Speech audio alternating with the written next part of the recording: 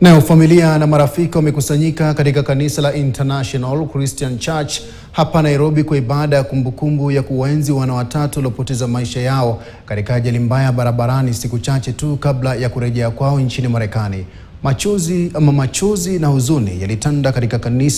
kanisani watoto hao: Njeri mwenye umri wa miaka 17, Emmanuel mwenye umri wa miaka 13 na Khairo mwenye umri wa miaka 6 walipopoteza maisha katika ajali mbaya barabarani katika eneo la Gilgil usiku wa Januari tarehe 4, huku wazazi wao wakinusurika na majeraha madogo. Waombolezaji waliokumbuka watoto hao kama watoto ambao licha ya maisha yao kwa mafupi iliangazia upendo, furaha na nuru ya kipekee.